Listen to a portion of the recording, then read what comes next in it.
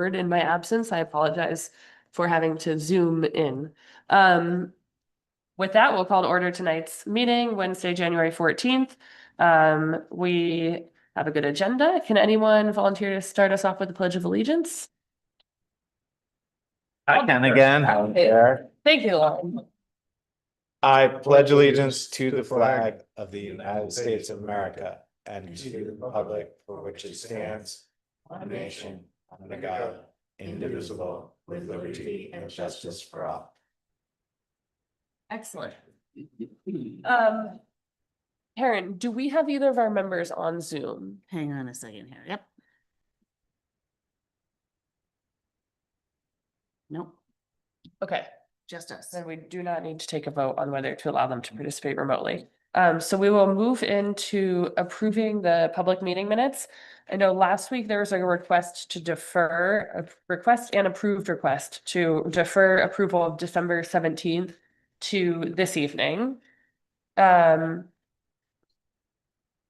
folks able to go through them, and were there any edits, comments, or feedback? I have some edits. Okay. Page 4. Before it's pulled and says presentation of the 26th town budget, says Mr. Clement indicated the budget committee was still trying to determine if this was a real need. I'm not exactly sure how that got paraphrased, but I don't know, as I was speaking as a whole for the budget committee. It's in reference to the library generator, and Mr. Feller said there was a hold off on it. If I'm going from recollection, because a potential adding upstairs space, and that maybe we needed a larger generator. So why put a small generator that's not going to suit the whole building? So, Actually, I think he was talking about the library generator. And I think it was Mr. Feller talking about it, not you. okay. And it was the library generator because there's It was the something CIP yes, the committee. That's CIP okay. committee. So it's not me and the budget committee. It's Mr. Feller was trying to determine.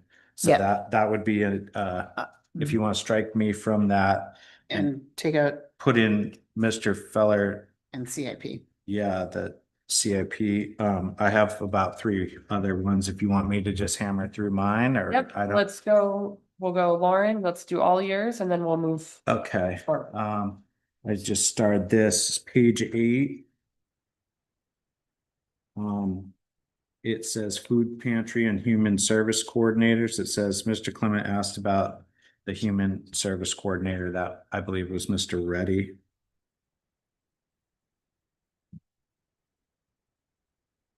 Right under food pantry. Correct. Yes.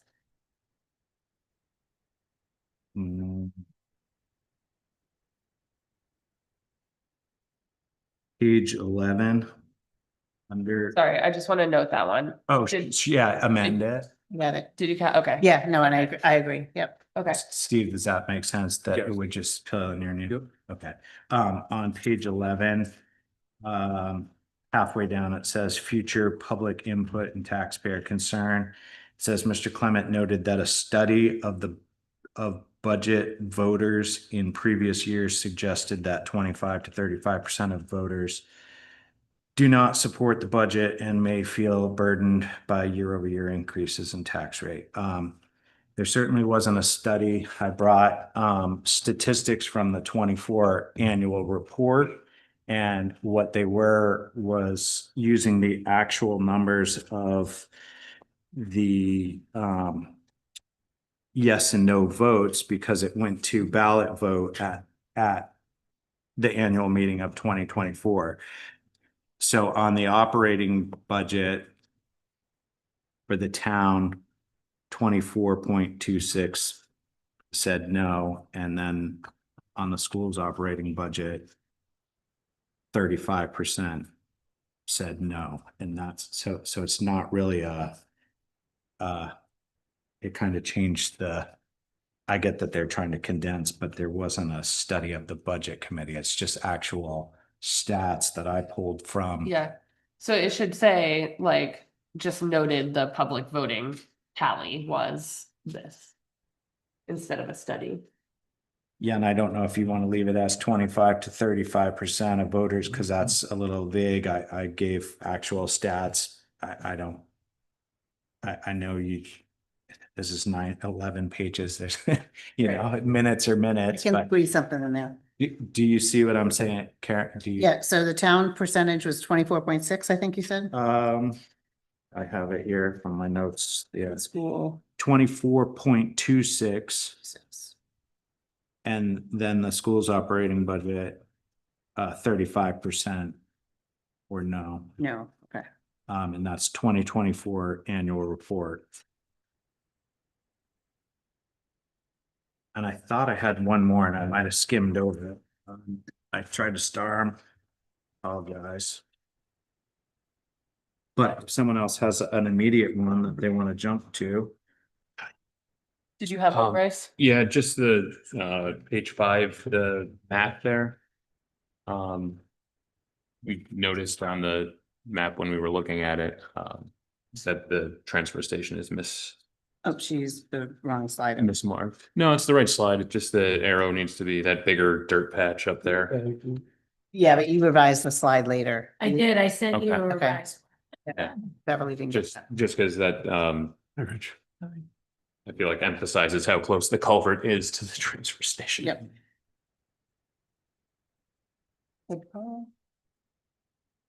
Okay, any others? Or Lauren, did you? Yeah, I'm trying to see, the food pantry.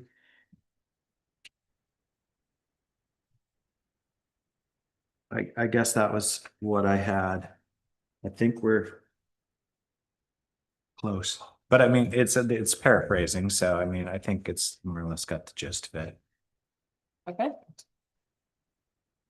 Anyone else, or does anyone want to make a motion to pass the December? I move to pass with the edits that were made.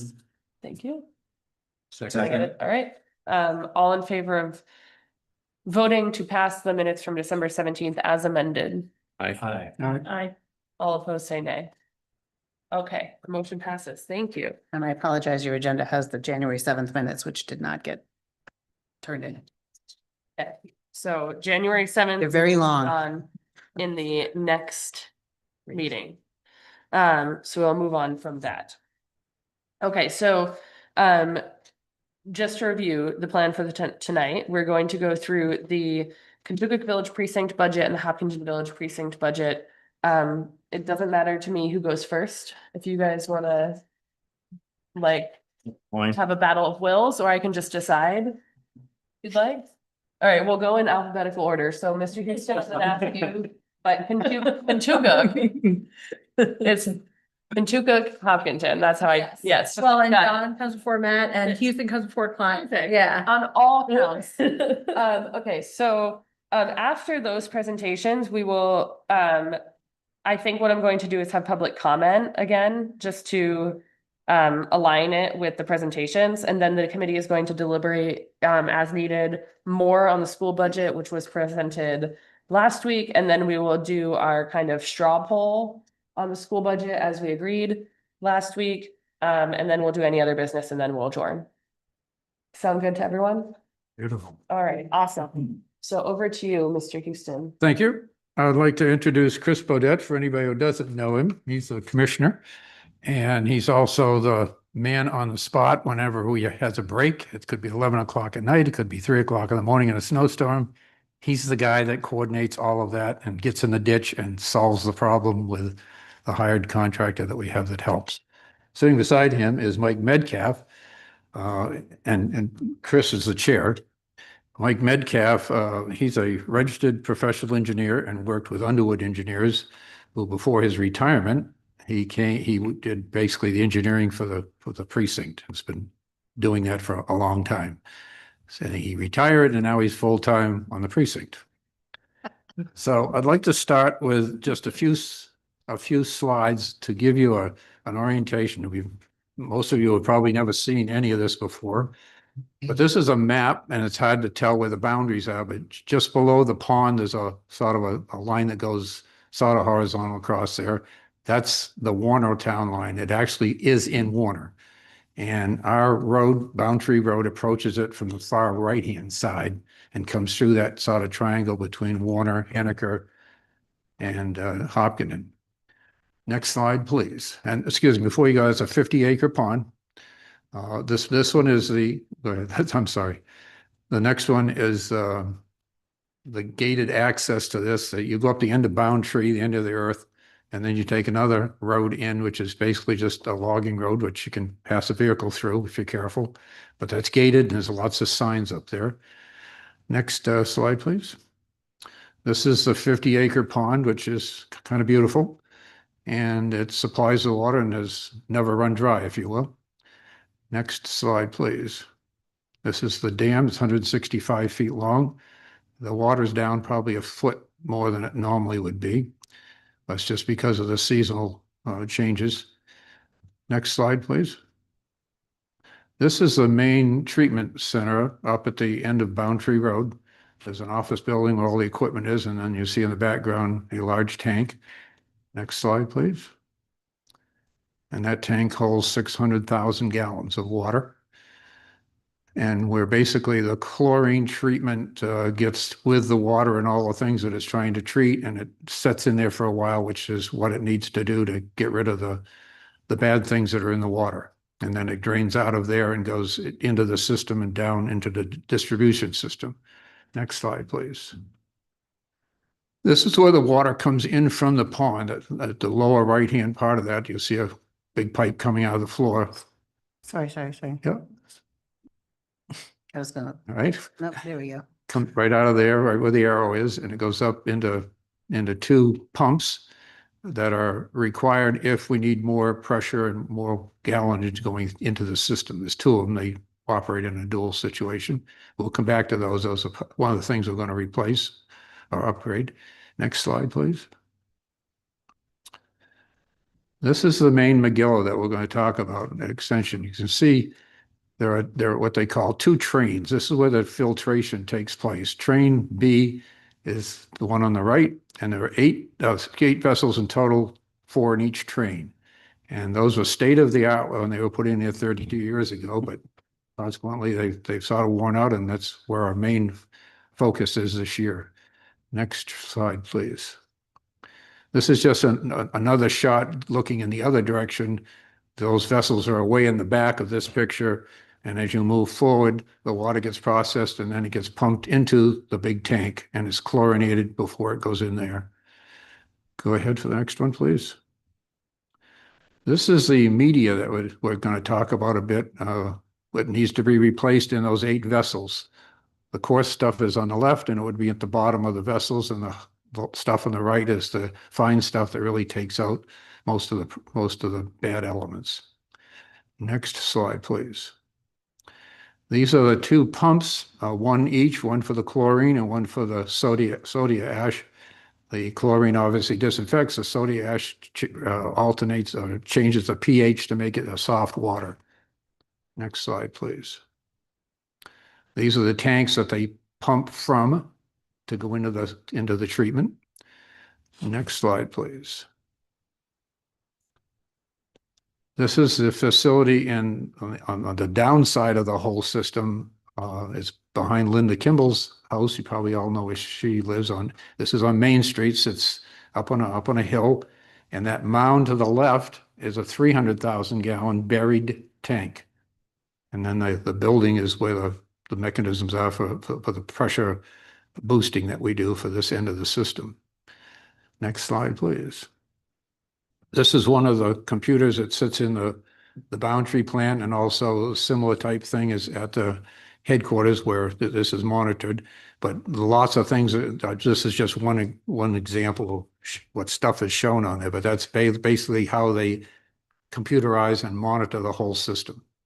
And the last slide, this is Penachuk's headquarters, which is our registered operator, and they're located in Nashua. They have many customers like us. They have 4 buildings. This is the one where the actual control mechanisms are. And they're 7/24 or 24/7, I guess, operation, and they monitor it constantly and have their people working in our location. Thanks, Karen. That just gives you an overview of where it is, and I'll be going through some of those items as we go along. Once again, the Kentucky Village Precinct is facing many challenges. Before I start, I passed out the budget, and don't try to focus on that too much. I'll come back to that and get into the nitty-gritty of that, but just if you have it there. On the back side, the last one is sort of a summary of the projects that I'm going to be talking about.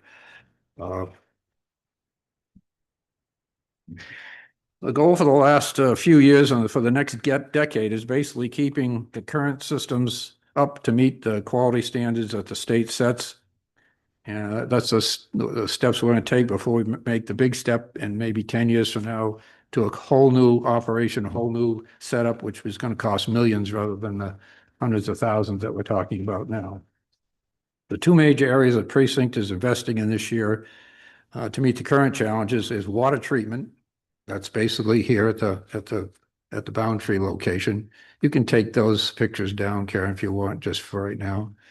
Or you can leave them up because we'll be going back and forth. So we'll start with the water treatment.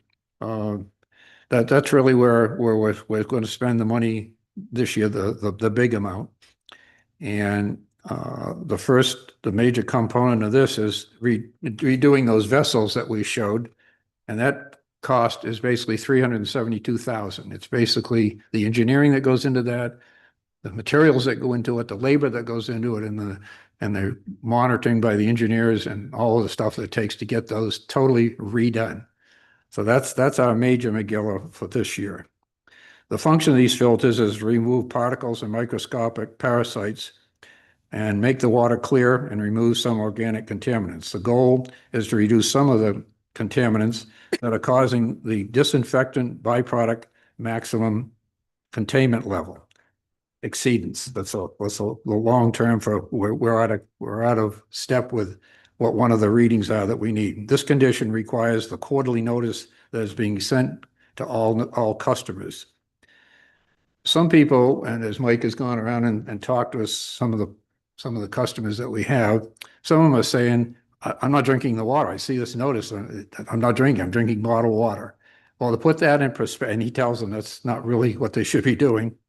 To put that in perspective, an official at DES, the Department of Environmental Sciences, put this comparison to it. A person weighing 144 pounds, drinking 2 liters a day to age 70 would have a 1 in 1 million chance of any harm.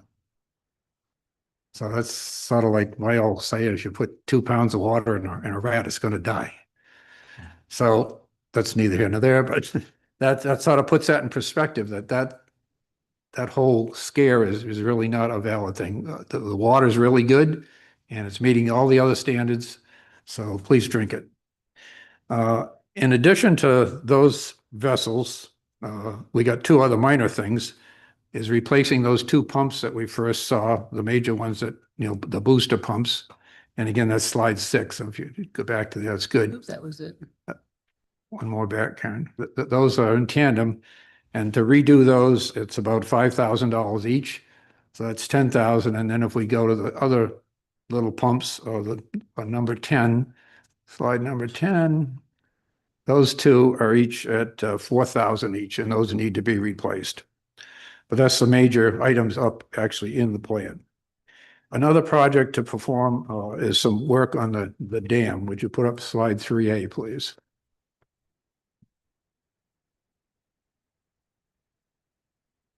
Good, thank you. This may require some engineering costs. It may cost some permitting costs and actually the work to do it. There's cracks in that. And it just probably needs to be refaced, like the one down in Kentucky Village that periodically needs to be refaced. And we don't really know what the costs are, but we'd like to put at least 75,000 in the budget to do that and at least start the project. And it may be more than we need, but that just needs to be done. So in all, the Boundtree plant and also this dam is totaling of $450,000. of which fortunately 100,000 was encumbered from last year because we didn't get it done. So actually in this budget, it's 350,000. Moving on to the distribution side of our system, we've put $75,000 into the budget to hopefully replace 125 of the 632 meters that are in the system. Again, Mike has gone out on his, as an individual, contacting these actual locations, talking with the customers, and he's working on that project, and that's still got more work to be done on that one. Another distribution system project is the 45,000 to basically do some engineering work to try to reduce the pressure within the system. Downtown Kentucky has a pressure of 155 pounds coming out of the end of your hose or whatever. And that's probably way too much more than what we actually need.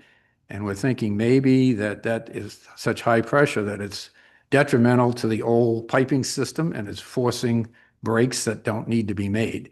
So if we can put a system in that reduces that pressure, then we'll probably save some expenses certainly on future breaks, which have been growing as we go through each year.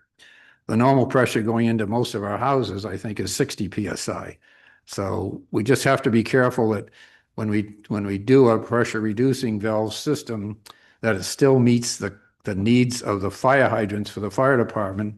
And I think that's still, and Chris, you can probably put this one, it's basically they want a 1,000 gallons a minute coming out of the hydrant. And however that works, that's kind of a complicated thing when you got different elevations in town, and you've got Indian Ridge with houses up there that are right up beside the tank that we showed on Main Street. That's quite of a balancing trick to get all of that to be at the current or right pressure that you need. So that's why we need the engineering study. We just can't put the valve at the beginning of the system. So in total, the precinct is investing $570,000 in improving the whole system this year.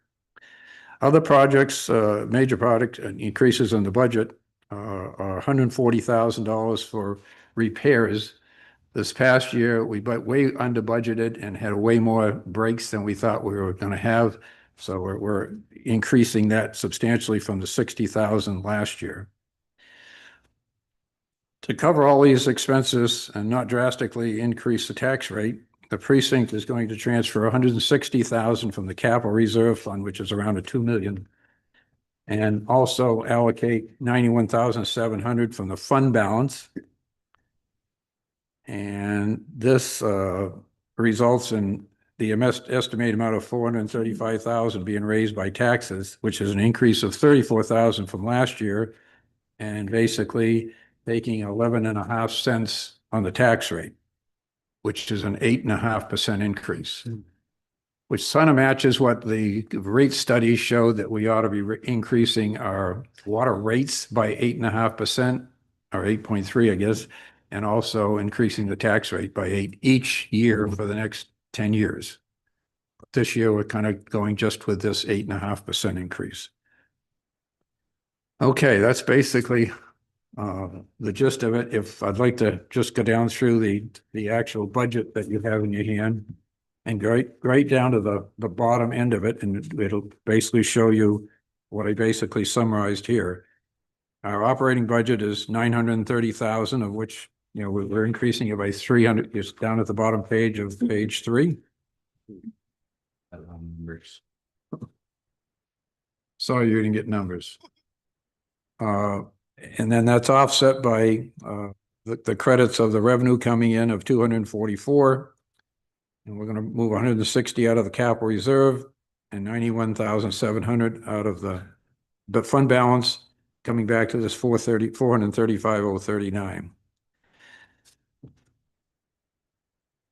If you look back up the very top page at the top line, it's kind of a misunderstanding, but it's the only way we can really show it here. On the local taxes, it shows 686,739.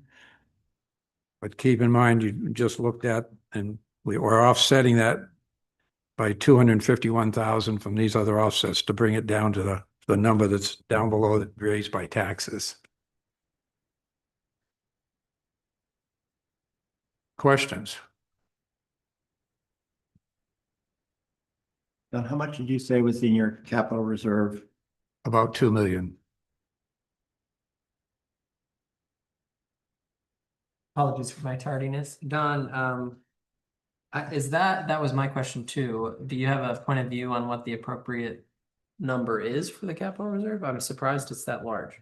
Well, we've been anticipating for a few years that we'll get this monster facing us, which was 303,500,000 a few years ago. And with a rate study, that shows that that's probably now going to be near 8 million. So we've been trying to put money aside each year, 250,000 into that, and just build that up and live off the other half of that same amount of money to do the normal stuff for the system. So now we've gotten to the point where the rate study says you really ought to start, taking money out of there rather than putting money in for now to cover the stuff that you need to improve. And that's sort of where we are. So this year, we're not putting anything in there. Okay, that's helpful. So you don't expect it to grow from here? Not for a while. Not until we get the rate increases that has been recommended, both 8.5 for the water rates and 8.5 for the tax rate. That's 16, 17%, which is quite an increase. But we're going to need to do that to get ready for this thing coming at us 10 years down the line, which technology may even change by then. Mike could get into a whole dissertation of the different kinds of services that we could do that, but we don't need to do that probably tonight. I have a question, Don. So, and maybe Chris and Mike. For the repairs this year, around 400,000, is that, are we expecting like that level of investment each year until we redo the whole system? Or is there gonna be a year where it's like, okay, we don't need 400,000 this year and it goes down? Do you know what I mean? It's hard to answer that because this investment of the 370 may solve some of the problems of the media material that gets washed out because it's not appropriately set up in there and it's not engineered correctly. That has an abrasive effect on all the pumps downstream from that, both from because every hour or so, this whole system of those vessels gets backwashed, which blows water the opposite direction and cleans out the debris that is in the filters. So that in the past has been washed out and it goes through all of the piping and all of the pumps and the valves that go out to the lagoon. So that's damage, but we don't know how much damage. So the thought is to get these new vessels done and get them in and see how effective that is on solving some of the disinfectant problems and also seeing, how it operates and then try to analyze somehow how much damage has been done to those valves. And probably we've talked about this a bit. We'll probably have to wait and see it. If one breaks, then you repair it. You don't do the whole thing at once because the guest cost of replacing the valves and the piping in that plant is about 700,000, but we don't know if we need to do that yet. Okay, and then, So it's how we can't answer the question. I don't yeah, think. the new train, the replacement trains or the Yep, tanks for the yep. trains. What is I know you said we've had those for like 30 years, but what is the estimated life of the new ones we would buy? I'm gonna ask Mike that one. We're not getting new tanks. Okay, Yeah. it's the material. We're using, so project is to take all of the media, the remaining media Okay. that hasn't been blown out of the filters and into the backwash. Yeah, Yeah, Oh, we'd love to have you Yeah. on mic so we can get it in the notes. thank you for the reminder. Sorry. Like on the mic. Good? Okay, so, the project now is to, take out the remaining media. Some of the media has been lost and backwashed into the lagoons. Put brand new media in. Once we empty it out, we're going to inspect the internals of those tanks, and see, if there's, problems with the underdrain system, and if there is problems with steel corrosion. We don't know until we get the media out and can see it. And then once we see that, then maybe there'll be some additional cost if we have to repair the tanks, but we're keeping the same tanks. That's the idea. Then we're putting the new media in. And we're fixing the backwash system so that hopefully we won't be backwashing that media out of the filters. But same tanks, we're not replacing the tanks. So you asked about the life of those tanks. Yeah. Typically so I'm a consulting engineer, or I was. I'm sort of a precinct superintendent now, but Guru. yeah, Remember that, you're retired. yeah, I know. I'm leaving for Quebec tomorrow, so I still do retirement stuff. So the life of a treatment plant like that, when we design it, we usually just automatically say 20 years. Okay. It is the standard design life. They last longer. They last 30 years, 50 years. So those tanks, they're really thick steel. I would anticipate that they would last easily another 10, 20 years. Okay. And right now we're looking potentially replacing that plant somewhere around 2035. Okay. Okay? Stay there, because we have another one. Who knows? Go When ahead. does the media need to get replaced in there?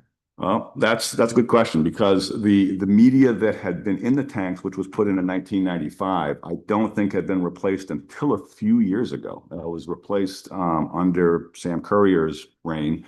Obviously, something wasn't engineered correctly there between the backwash system and the media, because that media that was put in there a lot of it's been lost.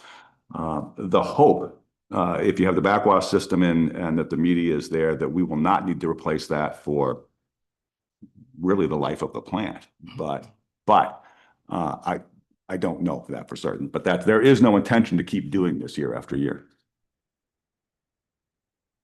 May I ask you a question? You listed, or Mr. Houston listed a lot of projects, including replacing the pumps and the dam work. Is this all goals for 2026? So the 2026 goal is get the filters, the filter tanks working correctly. The dam work, we want to have somebody look at it and tell us exactly what we need to be. There was some overtopping of the dam and some erosion. It's been that way for a while, so it's not like it's imminently going to fail, but we also don't want to let it keep going. We want to look at it. Water working its way through areas of a dam where it's not supposed to be is not a good thing. What was the other one? The pumps. Oh, so the pumps are the raw water pumps. So the way the treatment plant works is water flows by gravity from Bear Pond. It can flow by gravity through those tanks that Don had up there, but you can only get a certain rate through them by gravity. You need the pumps to get the rate that we need to serve the system. So those raw water pumps are just boosting it to get it through the tanks and into that green tank that you saw. And those are going to be replaced this year? Those are going to be replaced. Those have been somewhat problematic. Well, we're rebuilding them, right? Yeah, we're rebuilding them.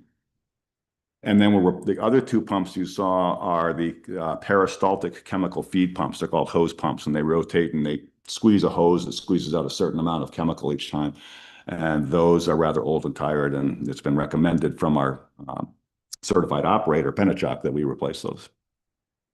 Other projects, Vicky, are still that ongoing one with the federal lead and copper. That's just going to be ongoing for a few years. The potholing and all that, we don't know where that's really going, but it's on the list.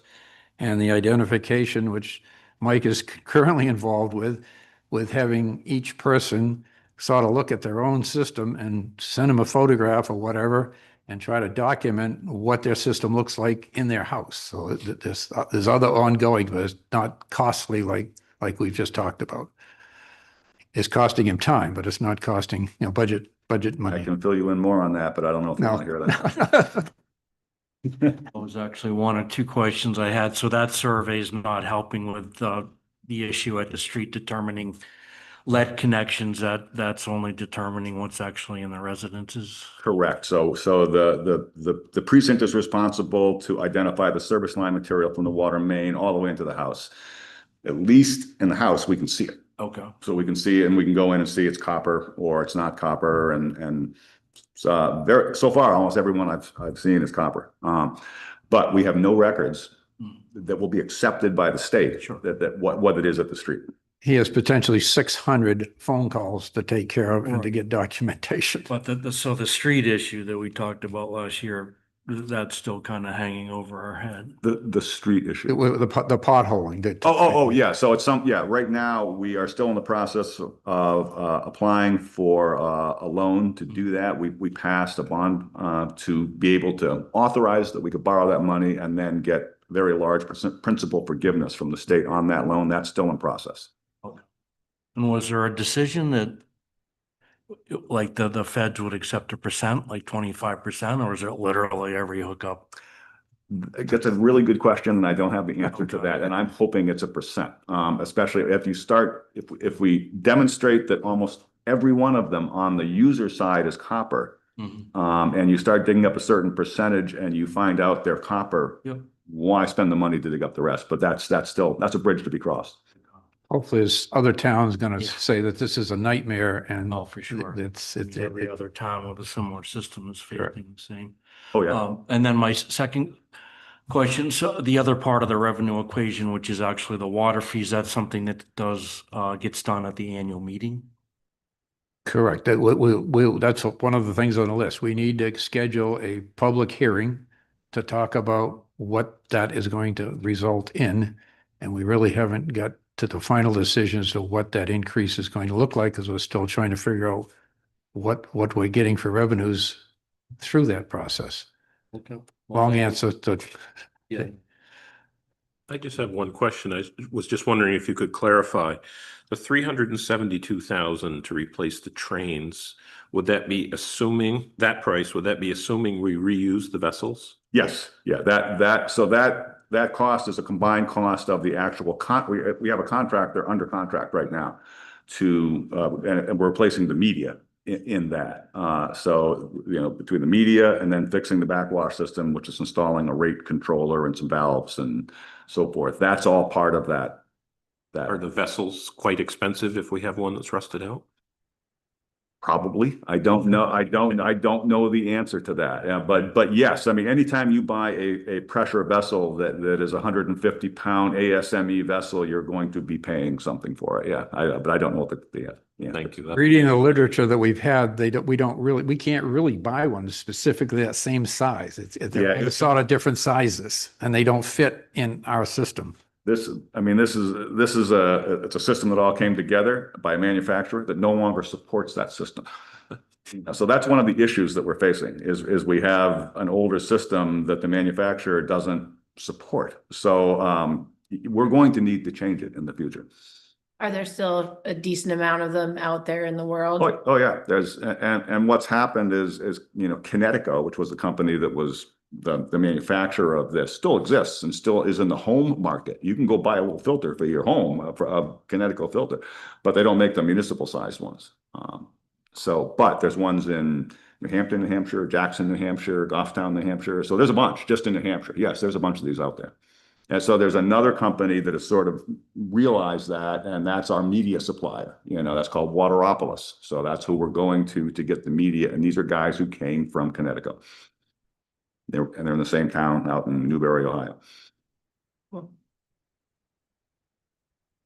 John, is thinking about the down the road big project replacement.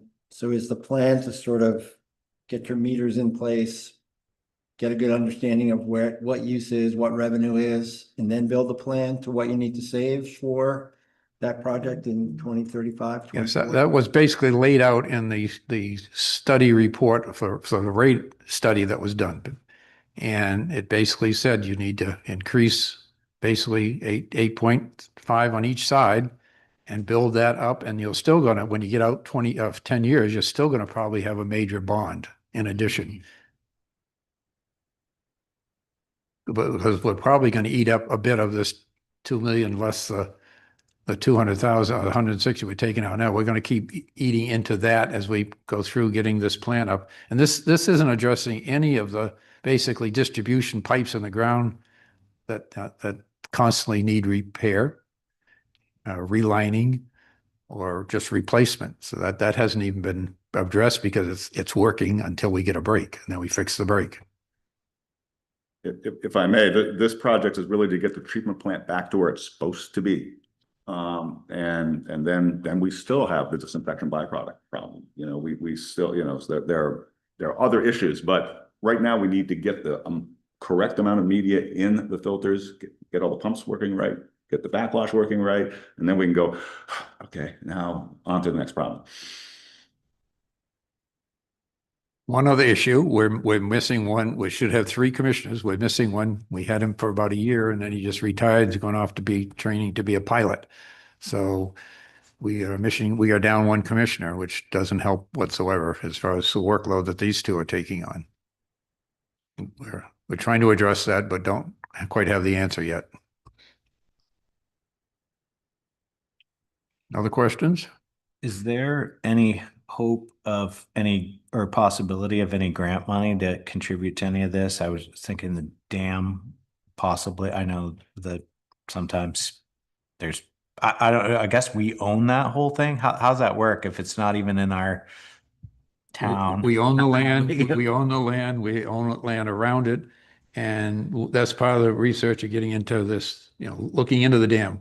Some people have said that there may be money out there that would help, but we don't know that yet. But we will be looking for it for sure. Mike, you want to add anything to that? I don't know if there's grant money for the dam.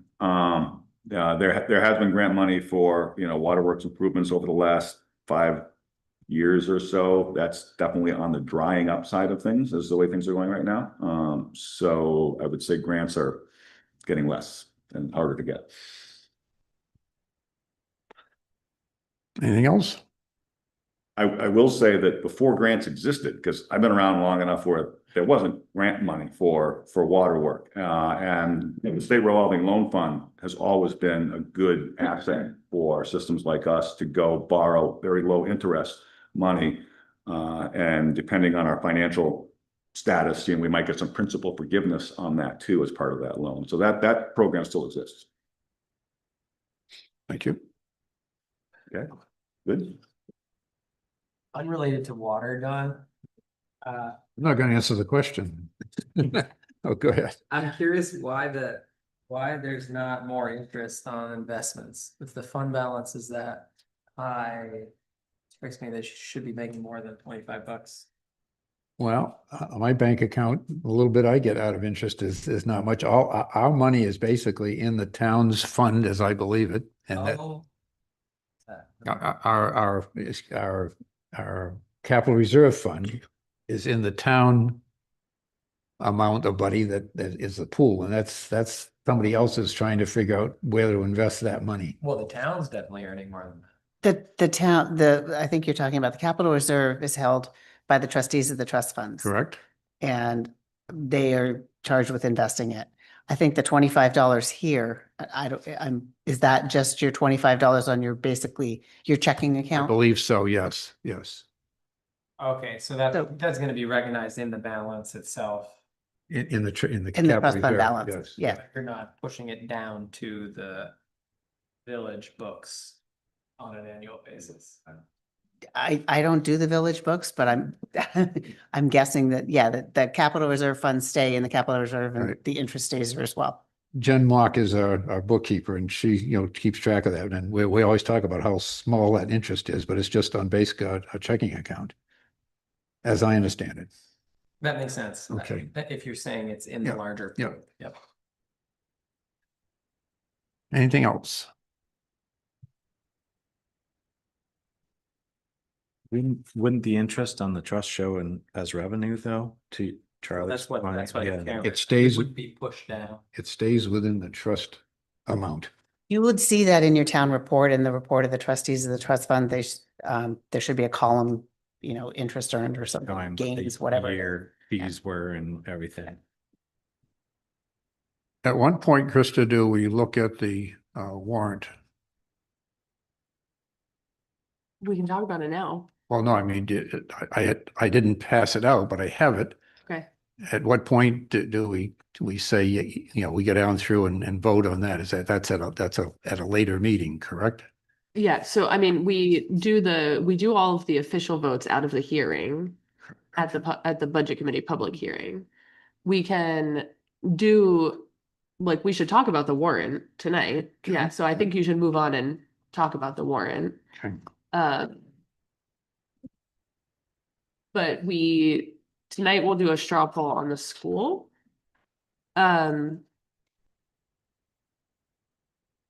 We don't need to. We can talk about if we want to do a straw poll on like the precincts. You want me to just go down through the warrant? It's. Yeah. Okay, the first 6 items are just sort of administrative, but the 7th is basically, for the executive, the administration, legal, personal, insurance, and the general has jumped up about 45,000 because of the study that we want to do for the pressure reducing valve. It's been put in there under contracts. So that all adds up to 135,659. And then we have our favorite topic, the street lighting, that's in there for 14,000. But all of the precinct for the water distribution and treatment, that adds up to the 780,255. And then we put in a sort of a placement for building repairs of $1,000. And that's basically our warrant. The warrants doesn't include these other things that are in the budget for offsetting revenues. Because it's already been raised or been appropriated. And our meeting is scheduled for, I don't have it on here, but it's basically, I think, the 3rd Monday in March at the Slusser Center. Okay. I'm sorry, Don. I'm just having I'm coming off of a sickness. That's so I'm quite all trying right. to answer this question on that. Quite all right. So is the warrant have a tax impact? Am I confused? Sure, it has to. Yeah. All of Okay, so all what is the those total here? projects and all that stuff, everything is in the budget. Okay.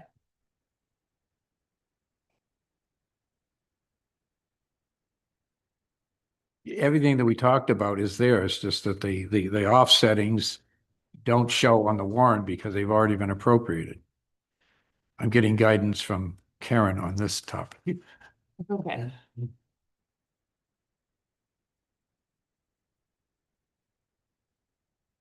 Okay, so you're talking about the warrant to use the funds so that you can, Well, the Yeah. capital reserve was set up so that the Right. commissioners Right. at a public meeting, right, at a regular meeting, Right. can say, this is a topic and this is what we're going to pull money out of it, which we've Correct. done in the Yeah. past. So that takes care of that issue. And the other is just encumbering some of the fund balance. yes. Okay, so you're not talking about like a warrant to like bond something? No, or but rate- that- Okay, okay, We did that a lot last year. Yes, Not yes, this year. okay. This year's warrant is fairly simple compared to Understood. previous. okay, perfect. Thank you for clarifying.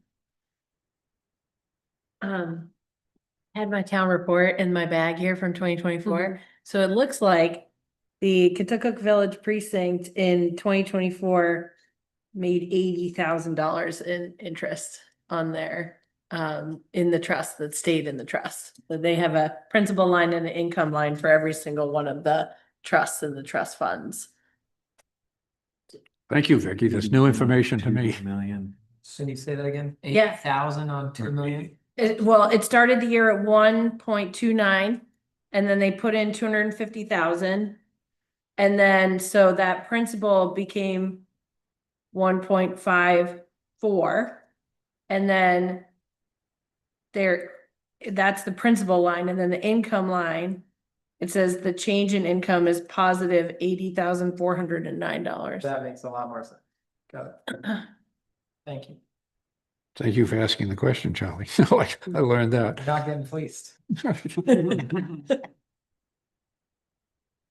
Don, you've got 600 users? Roughly 632, yeah. How many folks turn out for your precinct? Last one was a big turnout. There were 5. Norm used to be, before we made him treasurer, he was one of the ones that we counted. But we're fortunate, we now have a treasurer. So that's basically we're fully staffed except we're missing a commissioner. I jumped in too. That was the first time. Yeah, you were there. Precinct goer. Yes. So it's not a good turnout, but it is what it is. Like here, how many people do we have here? We have one real turnout. But when you vote on your warrant, Mhm. you're saying Do you get 5 people to show up and vote on? That's the a big Ballot crowd. box. That's a big crowd. Okay, Feel free to come. yeah. I'm a visitor, but Yeah, we need to store stuff. it's not a test. I'll bring pictures. Anything All else? right, any other questions for Don? Okay. Thank you very much. You're welcome. Appreciate that, Mr. Houston. Like I said, I think we'll do public comment after Hopkinton presents. That feels efficient. So, we'll move right on to Hopkinton Village Precinct. Matt, you want to take it over? So there's no profound change essentially from our 2025 operating budget. You may have a handout, I think that Karen printed. Yep. Gave out to you guys. If you look at it, basically you'll see that the 2025 operating budget was 29,358. We're proposing a 2026 operating budget of 31,520. The majority of that increase is basically the estimated cost of electricity in the year of 2026. So we're bringing over $5,336 from 2025. So we're looking to raise 26,184 from tax revenue, which brings the tax rate to about 30 cents per thousand, which compared to the 2025 tax rate is about an increase of about 3 cents per thousand or 11%. Like I said, the main reason for the increase in the operating budget for this year, the proposed operating budget, is the $2,000 estimated cost of electricity, increase in cost of electricity. We have a couple of projects that we're looking at doing. We got the firehouse roof replaced and that project is done. And now we're looking at repairing the damage that was done by the leaking roof on the inside.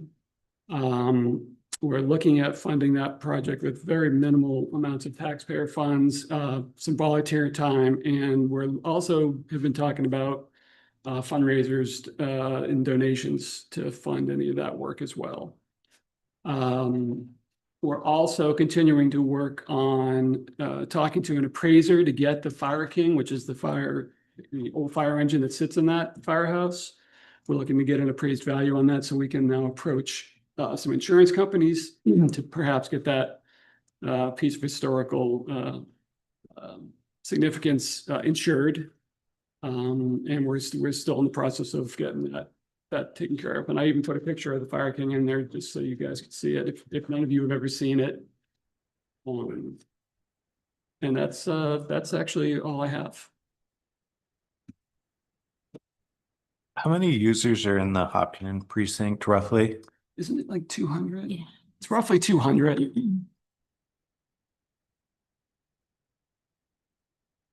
And do those 200 have sewer over there as well? Or is it just water? No sewer. We just get water. Zero sewer over there. Everybody's set on their Yes, own everybody's got that. side.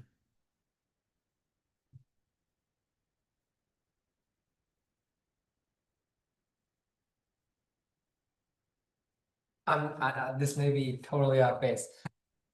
Does anyone know the total value of real estate in the village?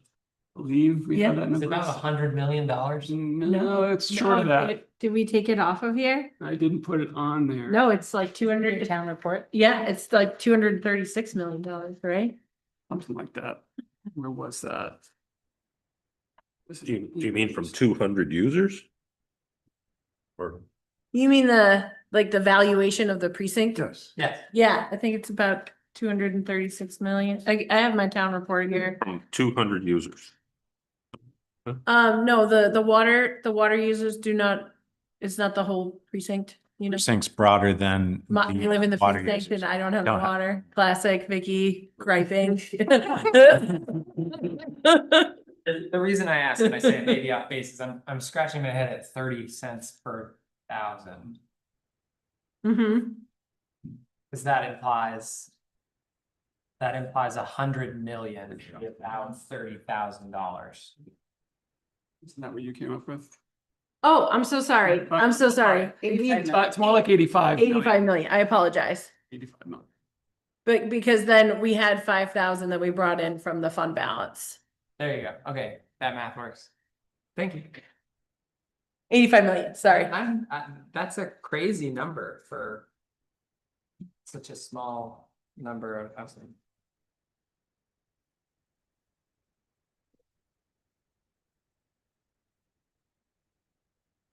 I recall a couple years ago, there was talk about LED bulb replacement for the streetlights. I think Lauren, you may have brought this up. Because the electric bills are expensive and Yeah. there's lots of flickering. However, there are some antiquated fixtures in front of like Vicky's area that people are fond of So- historically as well. You can correct me in this. We attempted to replace a couple of the fixtures and got a lot of pushback. And I believe we actually brought the old fixtures back in those spots. And those old fixtures probably will not take LED lights. The complaints were on the quality of the light. That could be. I think it was also the look of the street light itself. They can't make like an old timey looking LED. Maybe we could build that into the Streetlight. budget. I don't know. So if I'm not mistaken, the year before last, we purchased our own non-LED bulbs, right? So that we could keep the look and feel of the old timey looking lights. Fixtures, yes. Yeah, because when there were blaring white lights downtown, people were not impressed. Yeah, that sucks. They're not like blaring white anymore. No. Like they have a better LED technology, I guess is what I was gonna say. Yes, well, we could talk to Nick, note. the head of the commissioners is the, Our meeting tomorrow night, actually, I'll make a note to. he's the liaison with. It's not a huge problem. It's just like if you're like, hey, our electricity is I mean, what else is driving the electricity bill? Nothing, just streetlights. Yeah. My thought on that was more related to the Kentucky precinct because I don't think we have any old timey lights on none that I'm aware of. They're standard street lights with metal halides that have bad ballast and the lights go on and off and on and off. And I can't imagine that that's cost effective, but I think within a short walking distance from my house, I know of 3 that surge. So there are conversations taking place about street lighting up in the Tukey Village. I don't know if that saves on the electric bill, but I would think coming on and going off and coming on sounds like it looks like the ballast isn't functioning correctly. When will the appraisal come back on the fire thing? I'm so curious if it's like Very 10,000, good question. 5 million. We're still waiting on that. Maine, right? The gentleman in Maine. Yeah, as far as I know, he asked for more photos. Yeah. Nick took more photos and sent them. You might imagine it's not so easy to appraise a Totally. historical situation like that. So, Priceless. even to find someone who would offer to even look at it to appraise it was fairly difficult. We've. I think we could get it on one of those TV shows. Yeah, it's an Antiques Roadshow. Yeah. Oh my God, it could be worth more than we thought. Best I can do is $20. So how does that work in the horrible event that the building burned and the Fire King went away? You're not getting a replacement no matter what. You would get a check, but then Hopefully part of the repairs that we're gonna look at doing in there would fire suppression. help with that possibility, yes, but you're right, currently that is a unfortunate situation, yeah. To Lauren's You're right. point, if it's priceless, it's also uninsurable. Right, so Primex said, we don't want to insure it anymore because we have no idea how to value it. And they said it's akin to fine art. And then they said, if you can find someone, a certified appraiser who's willing to take it on, which we did, or Trisha across the street found one for us. It's in Falmouth, maybe? Yeah, that sounds right. We'll see. I mean, we don't have any report as far as I know. It's All the reason to get that building taken care of. It's similar to Historical Society Museum, and I know we talked about this and when I was on the board over there, it's like if that you know, it's a wonderful thing that all these items are in one place so people can come and enjoy them. But God forbid something happens, it's not a wonderful thing that they're all there because you lose the whole history in one big situation. I know up in Laconia, motorcycle museum with a bunch of archives went, and it's just irreplaceable stuff. Yeah. Money doesn't bring it back. How's the precinct attendance? We average 0 or Yeah. so. I think one time was, I've been doing it for 5 or 6 years. At one time we had 8 people, but that was a banner year. That was not the norm. Yeah, I've not experienced that. I think. And that's at the annual meeting. No one comes to the monthly meeting. Do you have a formal ballot box for your annual meeting as well as the Kentucky precinct? I mean, I think it's like a present box, you know? Yeah, like it's cardboard. I mean, it's like a Christmas present box. With The all only, kind of the only stuff. reason we had a ballot box is because we had a bond thing, and that's a requirement. Otherwise, we don't have a ballot box. Oh, special treatment meeting. Any other questions or comments, reactions? Matt? Okay. And I'm gonna open it up to public comment on either the Kentucky Village precinct or the Hopkinton Village precinct budgets. Yeah, sure. Yep, come up and state your name and address for the record, please, sir. Norm Gupel, 1-2 on Amesbury. This might be a question for you. So trusts can, from my understanding, are only insured up to 1.25 million. Do we have multiple trusts? Or is it all stacked? Because that's Question for your trustees of the trust funds. important to know. We're just thinking about that because I know privately 250,000 is FDID insured, but if we have 200, if we have 2 million in there, the question is it broken up into 2 different trusts and how that is for the precinct? So that's a good something we should look into. Good. Okay, thank you.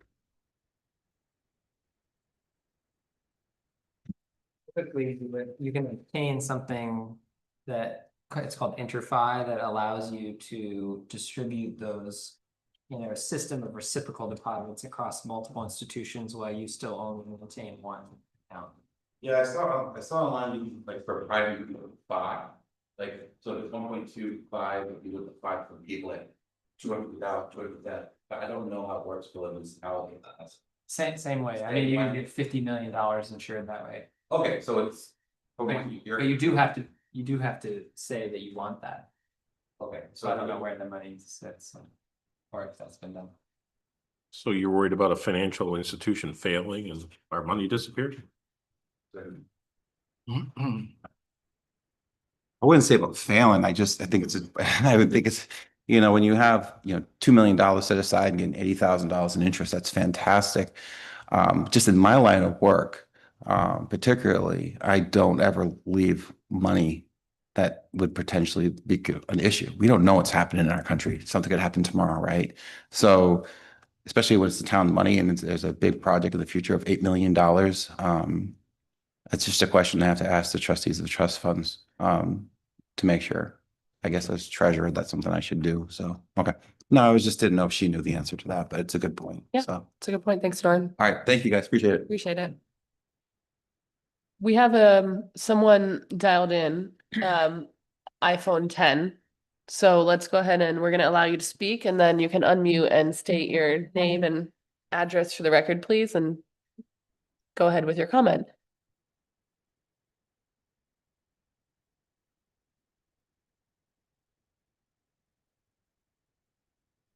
I think yeah. Yeah, no, I clicked it.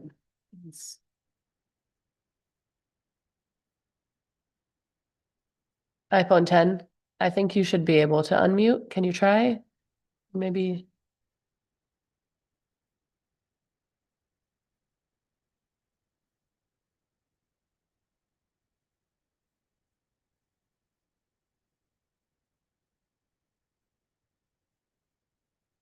Let's well, let's just try to ask maybe Laura to unmute and see if it works for her.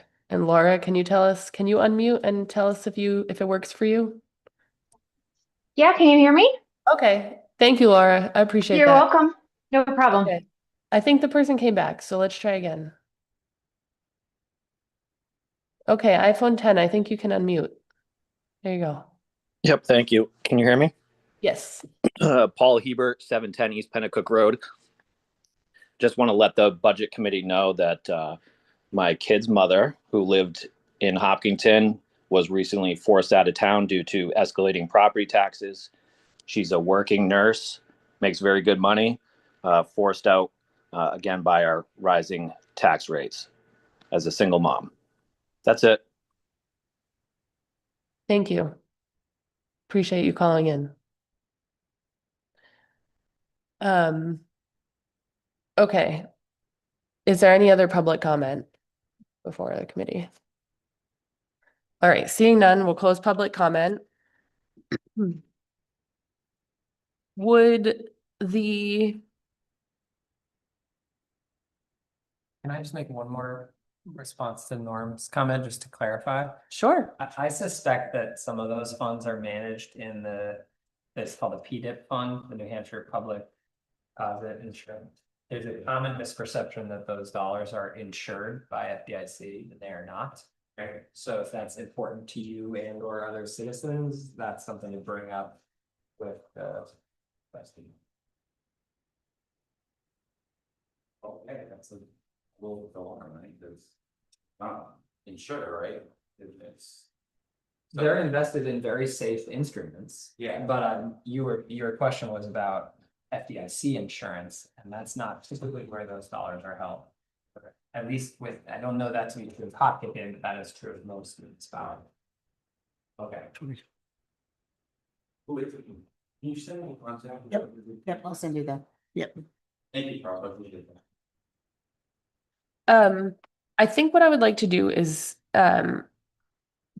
just have deliberation on the town or the Hopkinton and, sorry, not the town, the 2 village precinct as a committee and do a quick straw poll unless folks are opposed to that before we move on to the school, while it's fresh in mind. Yeah, I have one more Okay. question for Mr. Houston.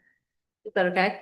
Yeah. Is it? I mean, deliberation is open. Is now a good time? Yeah. Okay, so when you are envisioning the larger project 10 years down the road, and you say a new plant, is that where that big 40-foot tank is and the filtration chains? When we say we're gonna create a new plant, does that mean that those spaces, those facilities would be retired or demolished? That's very conceivable. Okay, got it. So when something like that happens where you don't want to have an interruption in service, but you have an aging system, you build it alongside and you like do some sort of overnight transfer when it's ready? Correct. Okay. I was wondering the logistics of that myself. Be tough to go without water for a month. And I guess I assume the trains are redundant. Is that why there's train A and train B? Right, there are 2 of them. Each one can do 150 gallons a day and Minutes. no, 150,000, excuse me, Yeah. gallons a day. Thank you. And that's about what the system runs. It runs from, much higher than that in the summer, but that's why you have the tank. In the wintertime, it slows down. So if one fails, you have the other one. And if you really need to do more than 150, then you've got the second one to kick in. Almost everything in there is redundant.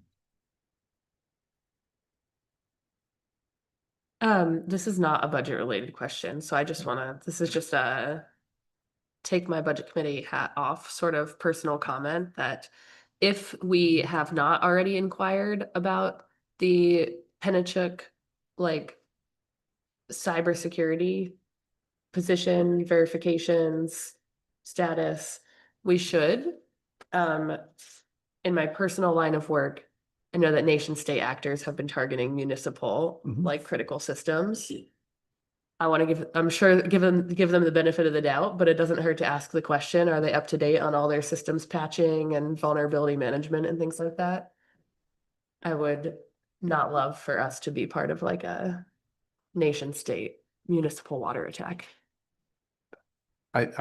We will ask the question, Yeah. but we're just a small fish in their big pond. Oh, for sure. But, Yeah. but it's still nice. But to if be- somebody could get in their systems Oh, and yeah. then turn off Yeah, like that software they'll for all probably of do the, Nashua before they do Kentucky. probably. But that's a good question. Thank you. Any other comments or? Okay, so just to make this easy and quick, I think what I will do is just go around and either say yes, and that means I'm okay with both, or say I'm okay with one and not the other, or say no, which means you're not okay with both. Is that okay? Sure. Okay. I think we started on that side last time, so we're gonna start with Rob. Okay with both. I am okay with both. I'm okay with both. Yes to both. Okay, yes to both. Yes. Yes to both. Yes to both. I'm okay with both. Okay. All right. Thank you very much. Now we will move on to deliberation of the 2026 school district budget. So it was presented last week. We'll do follow-on questions, comments, clarifications, and I think then in the spirit of like utmost public solicitation, we'll do public comment and then we'll take the straw poll. That seems to be the fair, appropriate way to do it. Does everyone agree with that? Okay, great.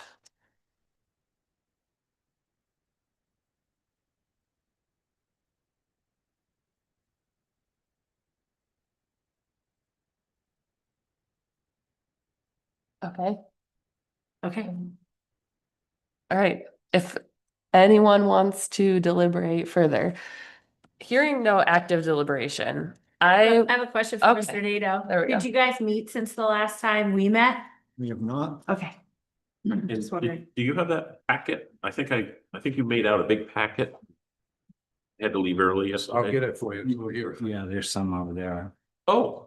there you Yes, I do. go. Isn't it great to have friends in high school? Yeah, Joe. Yeah, sorry, I had to leave early last week. So I do want to, I plan to put together the one pager that we had last year, where we look at like the all up impact and the, of all of these. I do have it, like, I don't have the one pager, but I have the numbers assembled. I was putting them together. So I'm gonna read off what I think I heard are all the changes for the various representatives. Please correct me if I'm wrong, but I have all up 1.07 dollar tax rate from the school that includes the operating budget change plus the net revenue change.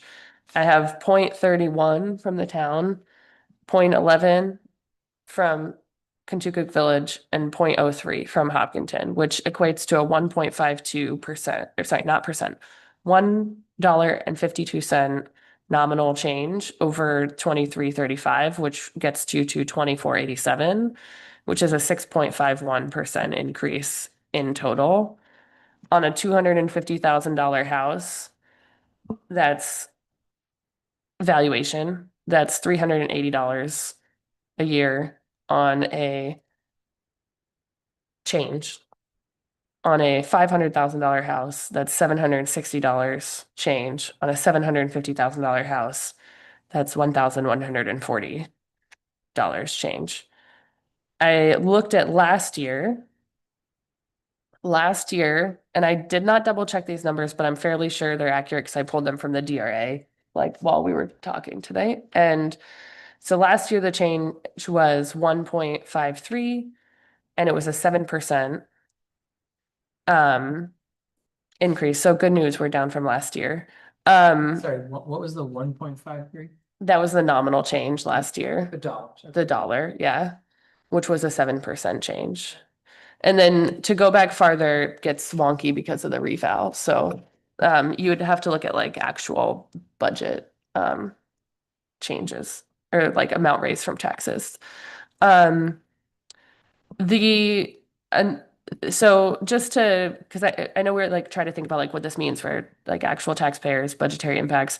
So over 2 years, that means from like 2024 to 2026, somebody will, like those comparable houses will go from, will have seen a $762 change for the 250K, $1,525 change for the 500K, and $2,287 change for this 750K. And I'm happy to repeat any of that because I know I'm not like showing it on the screen.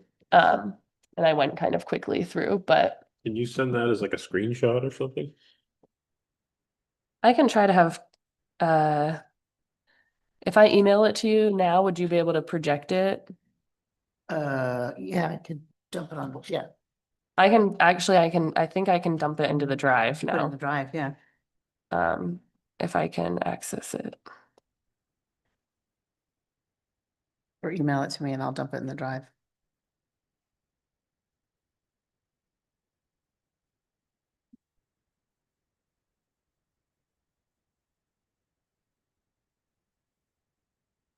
Okay, it's in the drive. It's just a screenshot of the Excel file.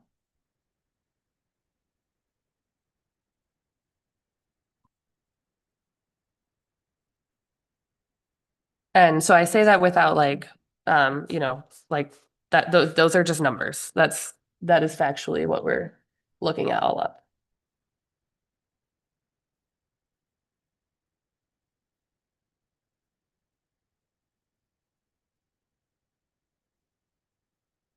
This is great. Thank you, Krista. You find it, right? It's right here. It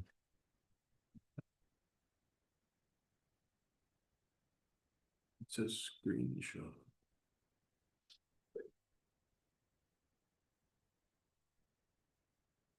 Under this. Krista, do you happen to have that, not just as the increase, but total tax burden across each of those home values? Just look at mine. It's in the screenshot, yeah, I think. If you don't have the screen, so line rows 9 to 11 is the total tax burden. The changes are below that. So the, Oh, sorry, I didn't know you Yeah. have a screenshot, my bad. no, that's good. Yeah. So I mean, I guess for the benefit, like it would, if you had a $250,000 house in 2024, you'd be looking at like $5,455. And then in 2026, assuming these were to pass, it would be 6,217. And then 500,000 moves from 10,910 to 12,434. Again, those are that's over 2 years because and then I have the 2025 impact. I mean, it's basically the same change from last year, 2024 to, 2024 to 2025 to 25 to 26. It would be like the same. It's basically the same change, doubled.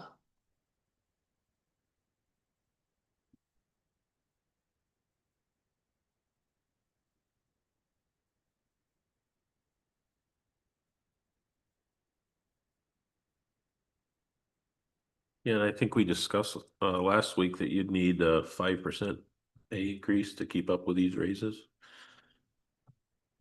Depends how big your salary is. Yes.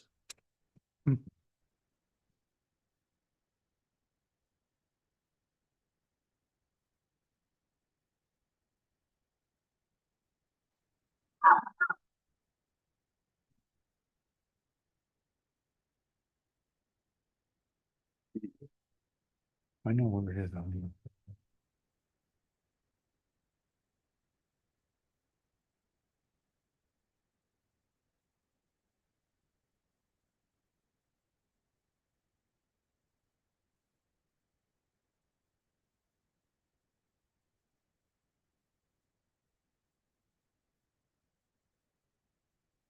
Vicky, when you did your presentation on the town, did you give the breakdowns on how much it impacted a household?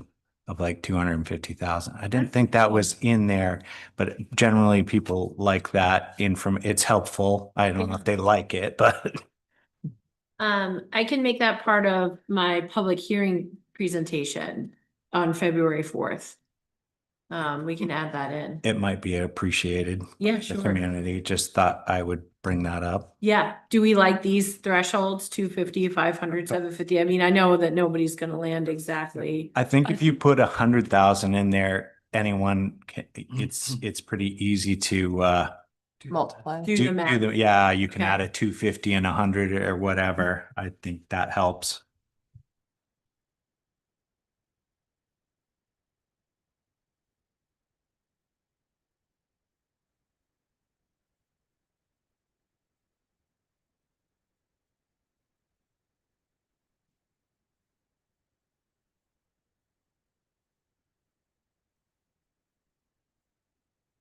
All right, so if if there's no active deliberation, then we'll move on to public comment. Okay, I'm shocked. all right, so we're gonna open public comment. If you are in person and would like to come up and comment, please approach the desk and state your name and address for the record. And that was everything that she talked about, percentage was one. Is that for all of it? Yeah, we can put it, now that it's in the drive, we could put it on the screen. Not logged in on this one. Oh, sorry. So can we put it, or do you need me to email it to you? Or It's neither? $1.52 long. Sorry, $1.52 all in. $1.52. That's for everything, school, everybody. It's not including county. It's the things that we vote on. So that's Correct. school, town, Kentucky, Hopkinton. Yeah, it's $1.52. So if you're not in one of those villages, then that doesn't affect you. And obviously, if you're in one of the villages, then the Hopkinton's not going to affect me in Kentucky. Yes. And if you're not in either village, then it's only the two. So that's Yes. someone would have to do that math too, because Yeah, I'll that do it. doesn't affect anyone. Actually, there's no house that gets both villages.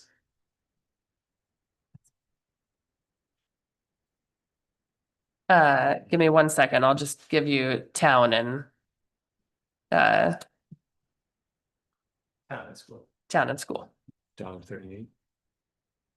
Did you already do it? Head. But. Huh? So you're gonna give the town and school separate? Yeah. Town That'd is be great. $1.07, or excuse me, school is $1.07, town is 31. So $1.38 all in, I believe. School is 107, not $1.70. $1.07 is $1.07. what I Oh, said. I'm sorry. I got thought it. you said It's gonna be $1.70. $1.38. And then town is 31? Yeah. Yes.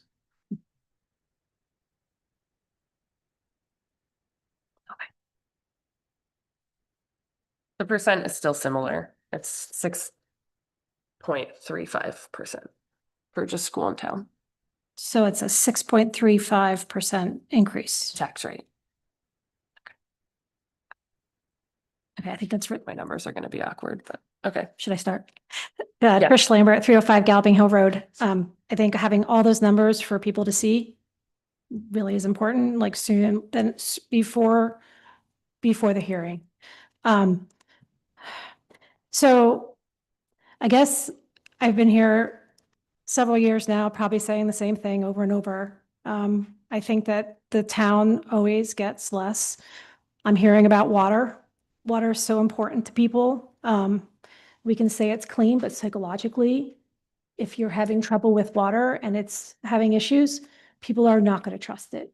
So it's a psychological problem, even if it's perfectly clean. So and knowing that the group you have is trying very hard to patch this thing together, knowing full well you've got this big piece coming along. And I feel like we're not planning for that. We're still throwing money. We have less students, or at least it's flat. Looking at the numbers at the lower, at the Harold Martin, They are much lower. And we're still throwing a lot of money at things. I think we're paying for things, in my opinion, for programs that would be really great. I really don't like federal programs. I would much rather see some of these programs they're using on our children to come from the teachers who we trust and are part of our communities. I think you're looking at a, with six, first of all, I don't think is there a $250,000 house in this town? I don't think so. I think, am I right? You're right, right. So to even use those as anymore is somewhat, for maybe the one or two that may still exist, what you're looking at, those houses are now 500,000. So we're really looking at a $1,500 increase. And then next year, it's going to be the same. The year after that, it's going to be the same. And to say that our salaries are going with it is absolutely not true. Most people, I mean, maybe there are some people that have really nice jobs and have raises every year. There are a lot of people who don't. iPhone 10 spoke, that's the reality for a lot of people, for most of the people, and they're just trying to get by. I think you need to send a different number back. I think we need to make do, and I think we need to prioritize the parts in the town that are falling apart, that have been ignored or pushed aside to pay for other things, because we think we need them to attract people to this town. The part of this town that's here is the people. It's not the town. It's not the Santa in the center. It's the people. And I see so many people leaving, and it's really, really sad. We make the town, whether you like me or not.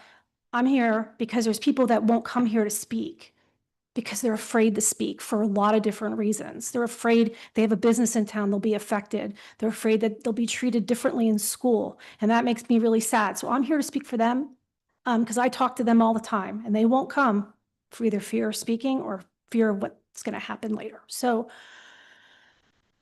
that's that. I guess the other thing is I don't know if Norm and I are on the same page. That would be a first for some things, but I too am concerned. I've said this for 3 years of what's going on with the economy, and if anybody between last week and this week hasn't noticed what's happening with the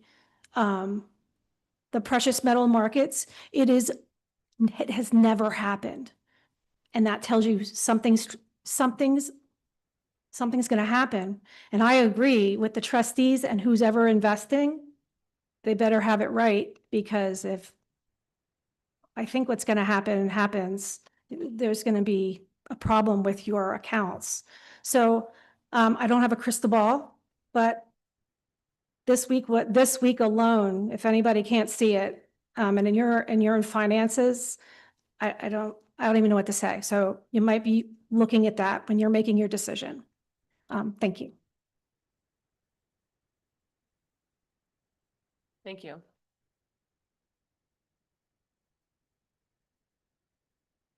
Does anyone online want to raise a hand and make a public comment?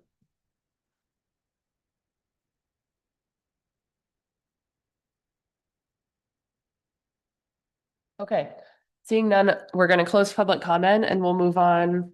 We'll do a straw poll of the school vote. You can either, it's similar to the town, or what we did with the town. You can either say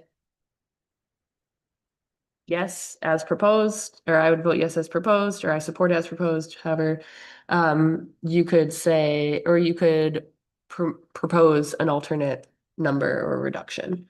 That's how we've historically done it.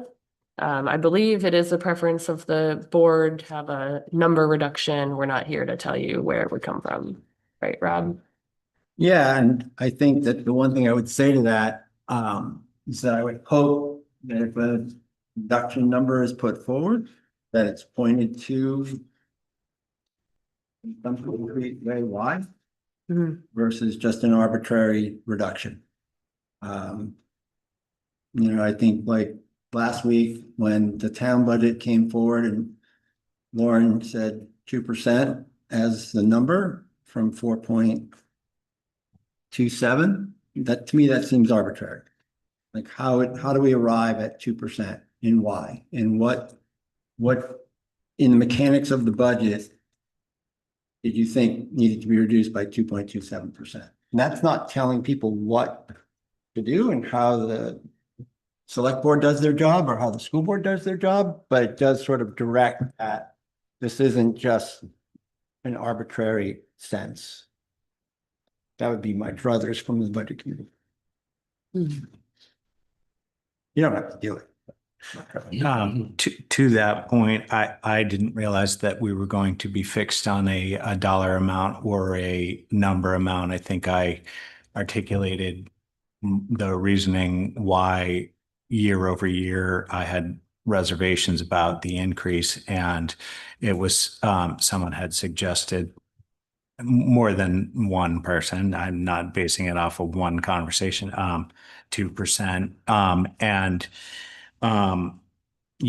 I went to the school board meeting Monday, and again, they kind of deliberated what, happened at budget committee, and the consensus was, and I assumed it was going to be, was the budget was fine. So one vote here doesn't change things, but one thing that was apparent was that there were choices in the town's budget. This culvert that's $1.1 million could or could not be done there. The sewer pump, the town hall renovations at $145K, Houston barn siding, $130,000. Do we need to do them all? Do we not need to do them all? The point of giving a percentage decrease was it's not really, and this goes to me after last week's meeting. I went back to the New Hampshire MA resource guide and read through it again, and what is the role of the budget committee and what is our job? And because I seem to get pushback from quite a few here on my comments, and it said right in there, don't expect that everyone is going to agree 100% on everything. And it says that the budget doesn't start just here at budget season. It goes throughout the year, and you're supposed to stay in tune and go to meetings and question department heads and ask questions in the public. I didn't see anywhere in there where it was my job to educate the public, but listen to the public and then bring their concerns here. And that's what I felt I did. I guess on that line, and I'll kick things off. I plan on saying no to the school's budget, and to support that, my concern is really starts with fund balance. This year we saw a huge fund balance, or a larger than what was anticipated fund balance, based from 5 or 6 IAs not being able to fill those positions on top of underspent general fund.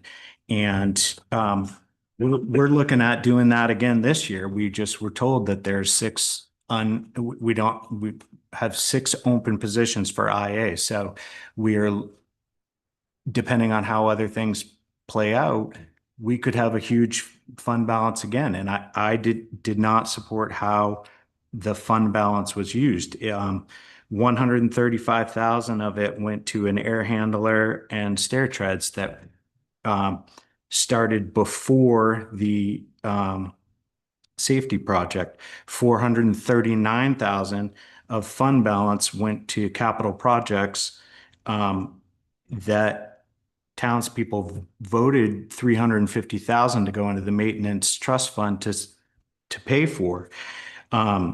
310,000 of the contingency fund, which I do support having a contingency fund, and I understand what it's there for, but to me, it's there for contingencies.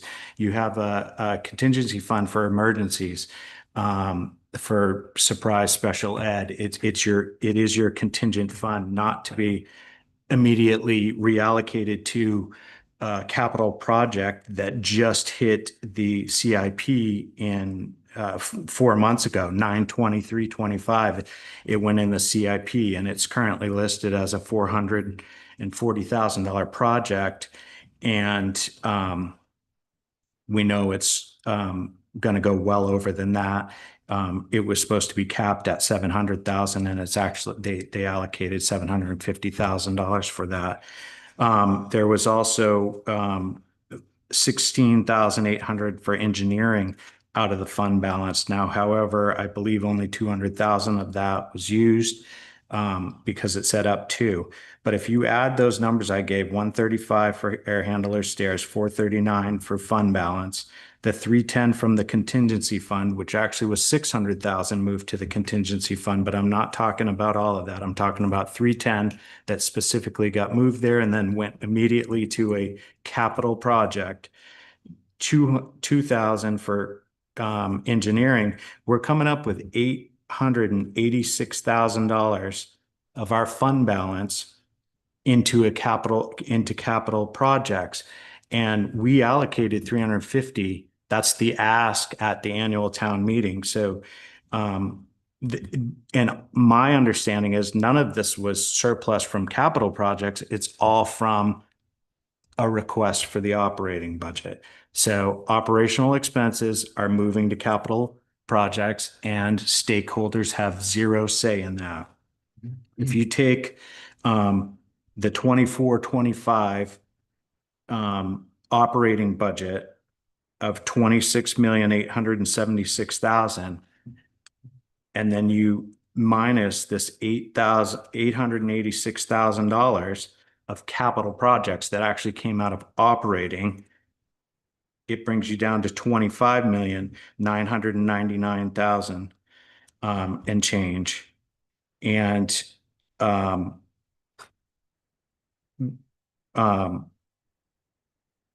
the operating budget increase for the current year that we're in is 27,462,000, and that operating budget year over year was put up in front of the town as a 2.29% increase. But if you pull the capital investments that came out of that operating budget, and not there's more because the fund balance is more, that actual number in my mind was a 4.617 increase. And that's quite a difference than 2.29. And that's a similar thing that we're going to get here. We're now requesting $29,301,000 as a 4.7% increase. What happens at year end when there's well over $1 million increase? What's going to happen? Is the school board, the body of five, going to be able to vote what they want to do with that? Yes, that is. Are they going to return it to taxpayers? No, that puts ripples in the tax rate. So I'm not favorable on how this is going down. And Do you have a proposed adjustment? Sure, reduce it $886,000 unless you want to, or I don't know, apply that all towards these trusts. There's a bunch of warrants coming up. I don't know how we have fixed that. If the body voted that surplus was going to go into the trust, as I believe some of it did last year, and I don't believe we're contributing this fund balance into some of the trust. I believe part of the maintenance trust was. So I don't think we can, like, as a budget committee, we can advise on or vote, like, take consensus on a reduction to operating budget. We can tell the school board that we would support changes to warrant articles, but we don't, somebody correct me if I'm wrong, because I don't think we can't change warrant articles on the floor. Funding mechanism for warrant articles Right. can be changed. And that is done at the school district meeting. Mhm. So in terms of now, like, there was a lot of numbers and a lot of words there, so I'm really not clear on exactly which one to answer first. Sure. But to say that there's $885,000 that we can apply to things, that's not accurate. We went through a very public process for the security Yeah. redesign project, and I think that's a large part of what's being discussed here in terms of the funding mechanisms that I also shared with you guys earlier in the fall. All of that went through the process. You know, we had all of those information sessions, we had those broadsheets, we had my kind of weird voiceover on the school district website for a long time and a couple of days at parent teacher conferences.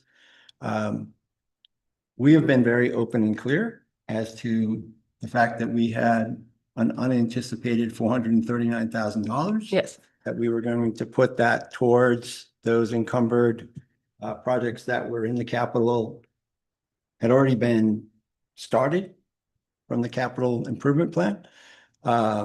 And that we would draw a balance from the contingency fund to make up what we needed to get the project done. Yes. So to be clear, what we did push back to the school board last year, a recommendation, guidance, whatever you want to say, from the committee. And it was in the form of something like, I don't remember the exact number, somebody can correct me. We would like to see a $300,000 reduction. And I think the board was a little split on all from operating budget, or maybe some could be from warrant articles. And we didn't really have consensus there, but the school board took that back and you guys decided firstly, whether you wanted to take that into consideration at all. And then you decided how to allocate the reduction between the budget and the warrant articles. So, Lauren, back to your point. If I may, just one yes. point of order, information, actually. So the point about the instructional assistance is accurate, right? Mhm. That is where a lion's share of our fund balance came from last year. It is a very different thing from saying you were not able to fill those positions, but you had allocated those positions and saying, we're just going to reduce them. So remember, IAs are set forward as they are attached to an IEP. Okay? So it's one thing to say to someone, we need to make some adjustments because we're not able to fill positions, versus saying, we're not going to do that at all. There is a liability issue that's involved there. It would, I know Amy Doyle's probably on the screen up there, but I would imagine that there would be a lot of IEPs that would need to be amended because those IAs are now in alignment with IEPs that are written and the amount of IAs that are necessary to execute those IEPs. So just to be clear, it's one thing to say we weren't able to fill them, but we did what we could do to meet the demands of those students versus saying, we're not going to do that. And now we're 6 short in terms of what we need. Might that same supply and demand in the marketplace of labor exist and we end up having fund balance in that area? It may not. I don't know. So there is some trepidation there. It's not as simple as just saying it happened last year, so it's going to happen again this year. And there are some legal ramifications for those documents, which are legal contracts. Mhm. So everybody understands. Okay. If I may, I am, in a sense, was alluding to the security redesign. However, if we didn't have a security redesign on the books, that $439,000, it was stated that if we returned it to taxpayers, it would create a hiccup gap in spending. Again, there was $135,000 that was spent before that. I would imagine, yes, you wouldn't be pulling $310,000 out of the contingency fund that you guys maxed out, which I understand why that's the standard. Put the peg back in the hole. But it's the handling of the fund balance. I mean, without allowing stakeholders the opportunity to voice an opinion on their money. And then I know pretty much every district does use fund balance for capital projects. But this just seems this year in particular excessive. And I have reservations about that. I don't know, I was trying to find what, You can say I'd like to see an $800,000 reduction. That is more or less what you said, right? well, and let me rephrase, or let's pivot. The town, I just said that the town has tons of choices. It seems we get handed a budget and this is what you have to do on the school side. They don't, I know that school went diligently through every nook and cranny and peeled 100,000 off.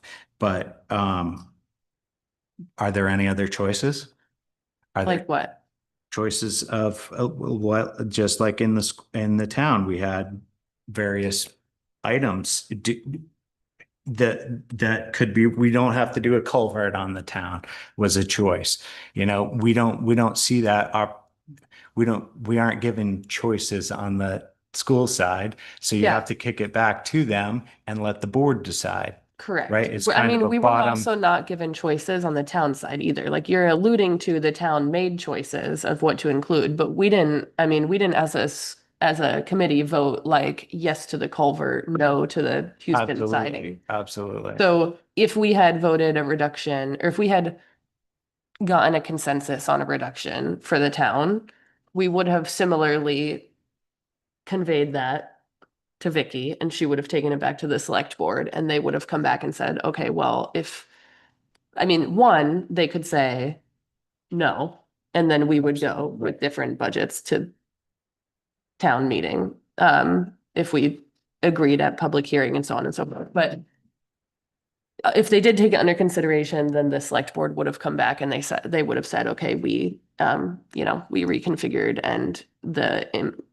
we think the impact of this might be the culvert. But again, once the budget's voted on, the town could have said, actually, the culvert needs to happen. And so we're gonna find the 100 grand somewhere else. Similarly, the school could say, and I say this because I think as I've been on the board, both boards, as I've been on the committee, both boards have said, this is what we think the impact will be, but obviously then they make real-time governing decisions. And so their actual decisions may not necessarily reflect. Is that fair, Vicky, Rob? Yeah. I make one other point. And Sure. It's a little rude, but I'm gonna do it anyway. Okay, So let's when folks say that try. the stakeholders don't have a voice, the civics lesson is very simple. We have two forms of government in town. One is direct democracy, which happens at school district meeting and town meeting, where stakeholders have all the voice in the world. The other is representative democracy, when you elect your selectmen and your school board and your budget committee, and then they become the voice. So that's the way that it happens. And as long as your boards are following the laws that are laid out in front of them, then that is their duty to execute those. To say whether it's the select board or the school board does something and the stakeholders didn't have a voice, it's false. That is not understanding representative democracy. And don't call everybody in the United States of America and say, Governor Shaheen or Senator Shaheen, you need to listen to me before you vote. It's not how it works. So 6 years listening to that piece, said my piece. Thank you. 4 more meetings to go.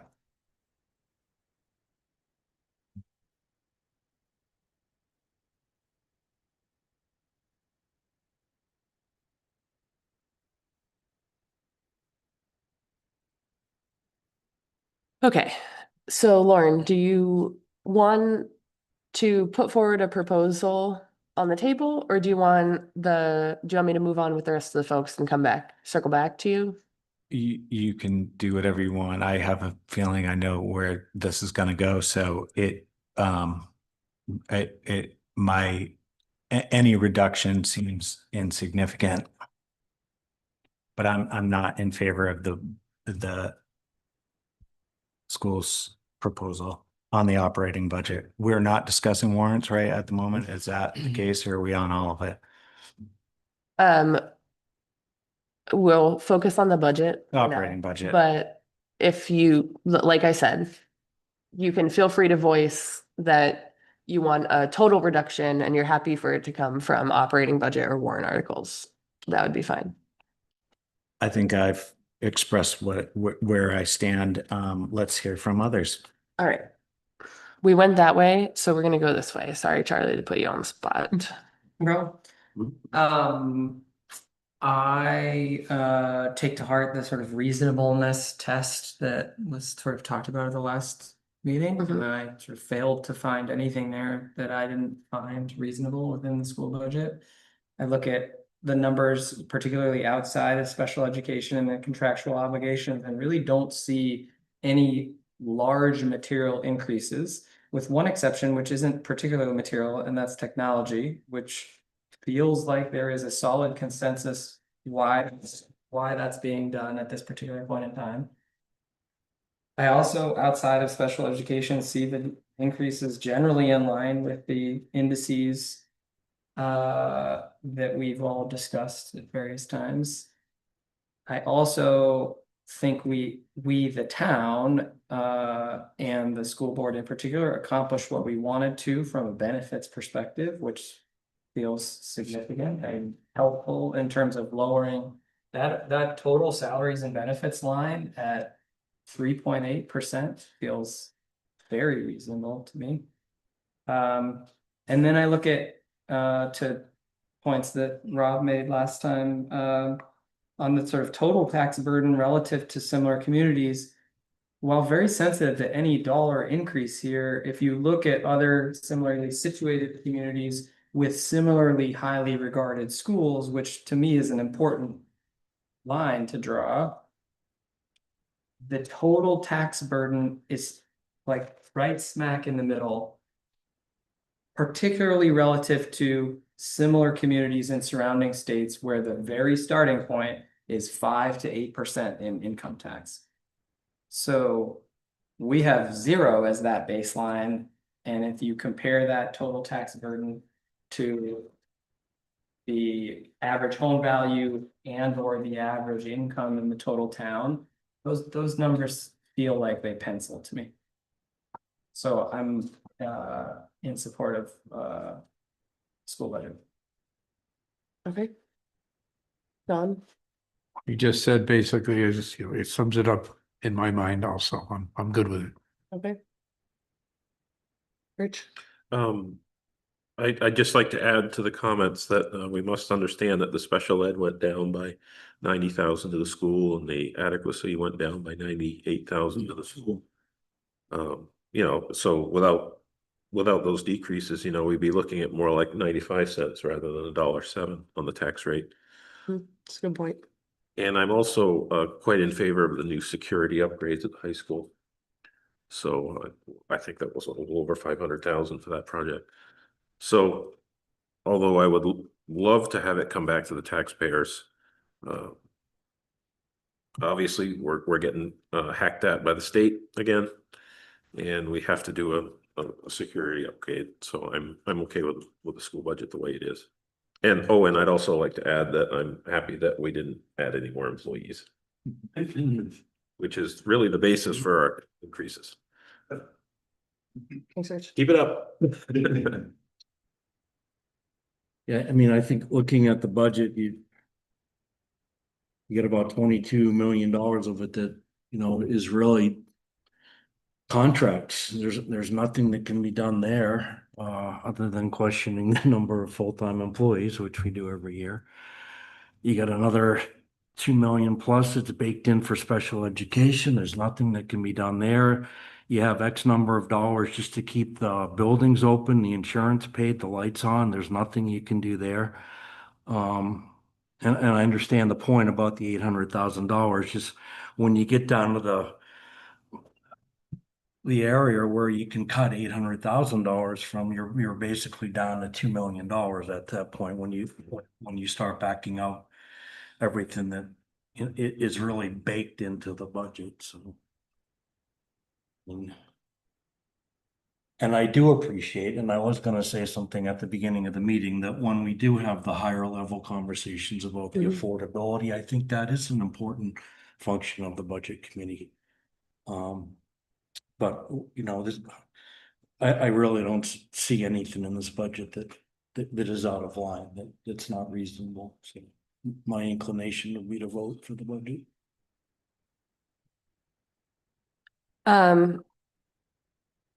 I was trying to remember if Mark previously like let other people go and then went last, or if I should just go in order myself. But if you guys don't think I'll unduly bias you, then happy to just go in order. So I'm inclined to vote for it as proposed. But I do want to just like publicly note that it is not lost on me. Like the weight of a 6.35% increase for just town and school. Like we have heard on this call, I have heard locally also. And Rob, I think your point is valid. Like, this is how democracy works, but also how democracy works is constituents contact their elected representatives and make their voices heard and put forth their opinions in this forum and through directly contacting us or chatting with us, like what they want to see happen. And I struggled with this decision. Obviously, it's a straw vote, not like a formal vote yet, but because as last year, every one of these budgets is reasonable, well articulated, and very sane. And in some cases, obviously the intelligent investments to make and so on and so forth. Um, And yet, like, I value a diverse community. Like, I value my kids going to school with other kids of all income brackets. I think that's really healthy for them. I think if we let the community become like a bubble of people who have higher incomes, that would be really sad. And so, that said, ultimately, the reasonableness argument and the fact that this will go to the legislative body and they will decide. So far, our town has voted in favor of quality schools. And the thing that decides it for me is that you cannot decrease the school budget meaningfully without reducing the full-time employee count, which meaningfully changes the fabric of the schools. And that is a broader than bottom line budget conversation for the town to have, I think. So, with that, I'll be voting as proposed. Maybe with the asterisks of begrudgingly, I guess is fair to say.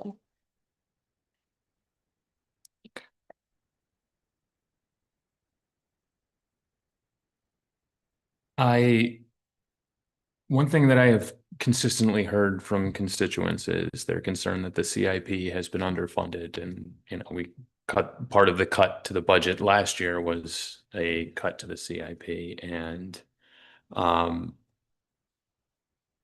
the security redesign is something that clearly I think I don't think there's anyone who disagrees that it is something that is very important to protect our kids and that this needs to get done. And I think that using the fund balance to help offset that was a very good decision that as a school board, you are entitled to make. That is your job and your mandate. So kudos to you for helping to protect the CIP and still getting this huge capital project underway. And I similarly, I think what Charlie said it really sums it up very well, that, and what Krista said, that, to make a substantial cut to this budget is to substantially change the character of our schools, and that is something for the legislative body and not for us as a budget committee. Looking at it, it is a reasonable budget and a responsible one. So I would support it.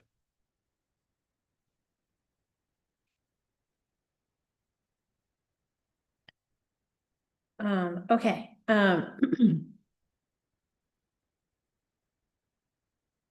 it's hard to spend years zooming out and zooming in, to $2,000 to $30 million. It's a real complex thought process year after year. But to me, the more we read and the more we talk, the more the tax burden to me becomes the people and the things and the assets, and not big round numbers. So it's consistently difficult to square, real time storytelling about people who cannot afford to live in this town. But then understanding that this town, as Tricia said, is people, and then is also bridges and culverts and priceless historical things, and school lunches and electricity.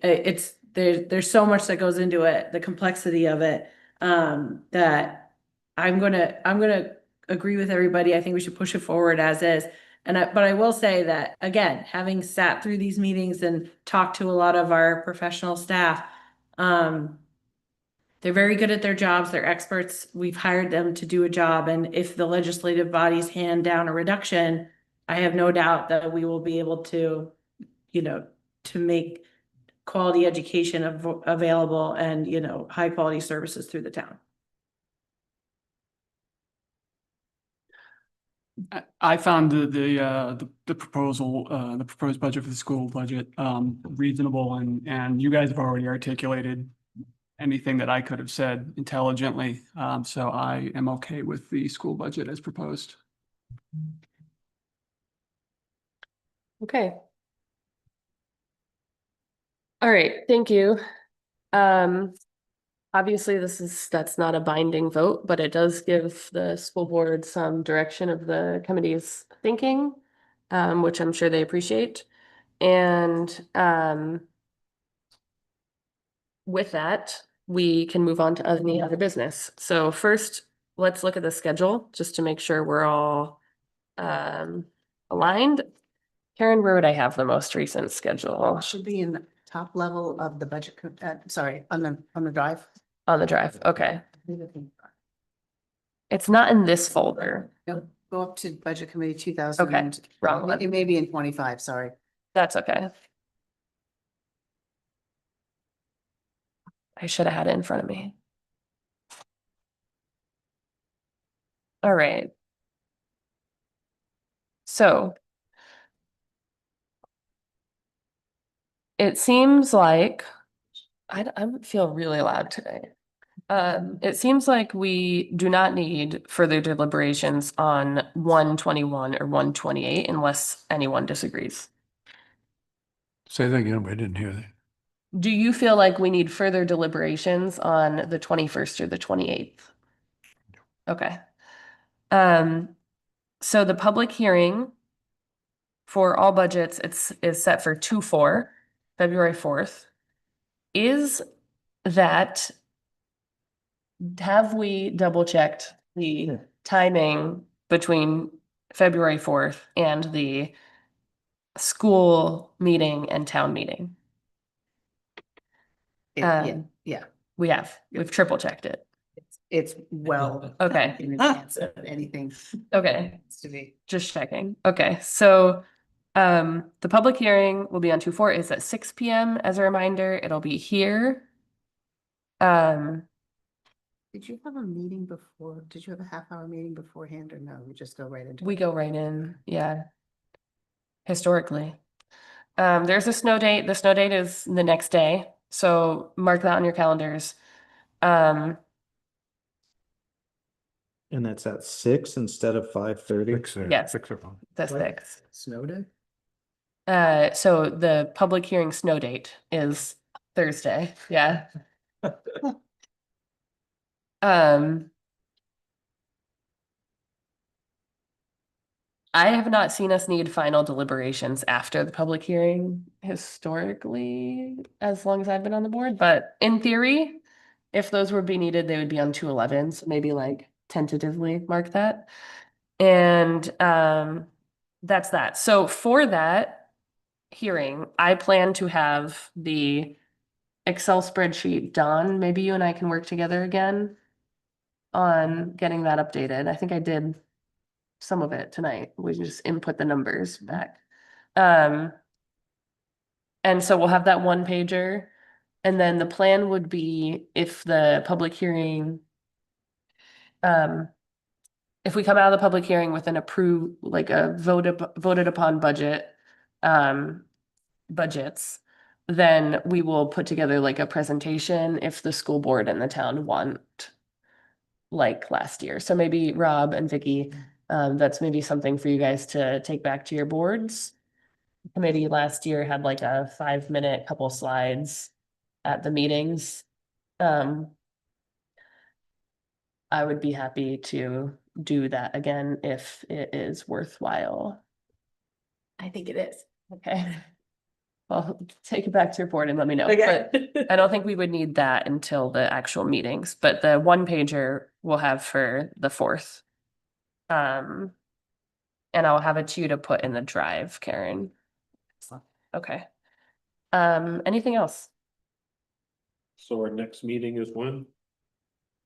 Not the February, not the 21st first? February 4th. Okay.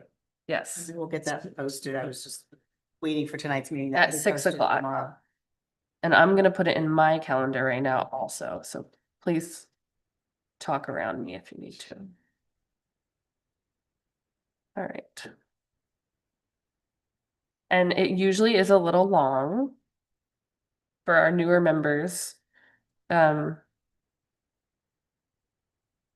Just as an FYI, it's usually long. Any other? I was just wondering if, business? we never got back to Lauren, so do you have like a handle on what sort of a cut you'd like to see? Is it still 800,000 or is it? No, my 800,000 was based on the fund balance. Do you have like a new figure or something you might come back to us with next, on the 4th? On the 4th? I don't think we're. That's the next time we meet. You can propose a reduction at that public hearing. Oh, you can. You can. This was just an informal, like at the public hearing, you would make a motion for a reduction and somebody would second it and then we would have to vote on it. My issue is the general compounding of this year over year over year. And it echoes on all budgets. So I don't have a particular number. I'm just not in support of it, and that's where I'm at. Okay.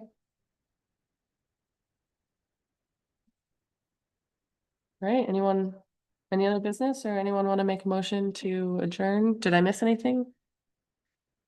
Okay, So moved. all in favor? I- All opposed? Everybody laughs when I ask for the all opposed for, So Finishing will up. we end up approving the minutes from this meeting and